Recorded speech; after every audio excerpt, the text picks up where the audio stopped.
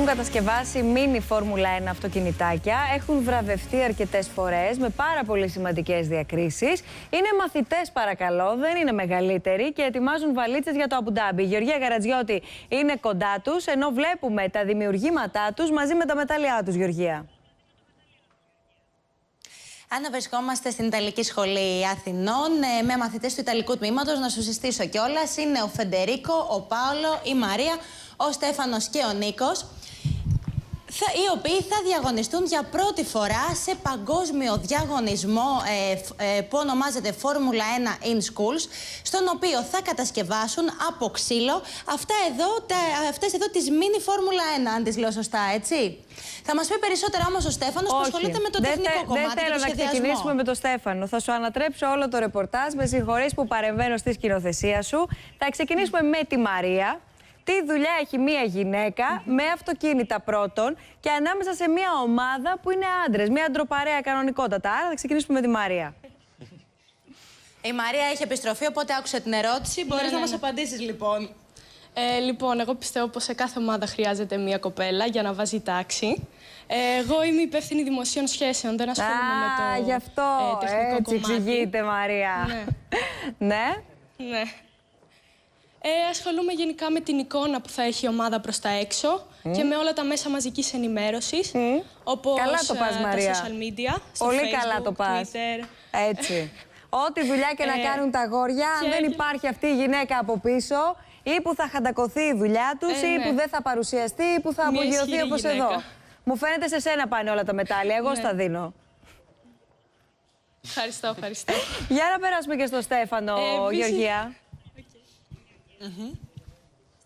Καλησπέρα. Εγώ είμαι ο μηχανικός της ομάδας. Κατασκευάζω το αυτοκίνητο μαζί με τον Νίκο, που είναι ο σχεδιαστής. Ξεκινάμε από ένα ξύλο μπάλσα, το οποίο είναι το πιο ελαφρύ ξύλο στον κόσμο. Και υπάρχουν διάφορα στάδια μέχρι να φτάσουμε στο κανονικό το αυτοκίνητο, το οποίο θα τρέξει στους αγώνες. Δηλαδή, ας πούμε, αυτό είναι το ξύλο μπάλσα, το οποίο το κόβουμε και παίρνει το σχήμα του αυτοκινήτου. Ναι. Και μετά καταλήγουμε στο κανονικό το σχέδιο, το οποίο έχει μια κατεργασία για να βαφτεί, να μπουν οι ρόδες, τα ρουλεμάν, το οποίο θα το κάνουν να τρέξει.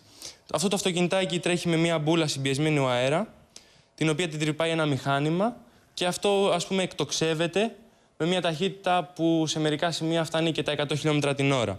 Τρέχει σε μια πίστα 25 μέτρων και κάνει περίπου ένα χρόνο κοντά στο 1 δευτερόλεπτο. Και όλα λίγο αυτά για να τα φτιάξετε, όλη αυτή τη διαδικασία που μας παρουσίασε, Στέφανε, περίπου πόσο χρόνο χρειάζεστε? Μήνες. Αρκετούς μήνες. Δηλαδή με τον Νίκο σχεδιάζαμε το αυτοκίνητο 3-4 μήνες. Νίκο, πόσο σχεδιάζαμε?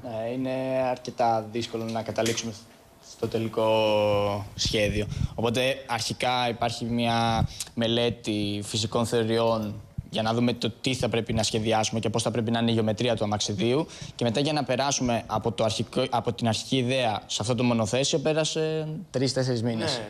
Εκτός από το σχέδιο, κάναμε και μερικές μελέτες αεροδυναμικής. Αυτό θέλω να σε ρωτήσω. Εκτός από το κατασκευαστικό κομμάτι, πόση έρευνα έχετε κάνει? Ναι, αυτό είναι ένα βασικό κομμάτι. Αυτό ήθελα να σας πω τώρα, ότι έπρεπε να βρούμε το σωστό σχήμα. Το σωστό σχήμα που θα έπρεπε να πάρει το αυτοκίνητο για να καταφέρει να έχει την καλύτερη αεροδυναμική.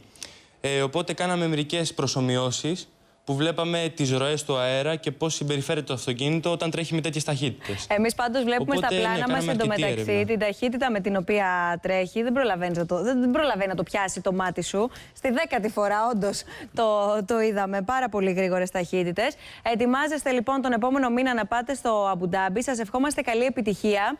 Περιμένουμε τα νέα σας μαζί με τα υπόλοιπα μετάλλια να έρθει να προσθεθεί ένα ακόμα. Πολλά συγχαρητήρια και στους καθηγητές σας βεβαίως.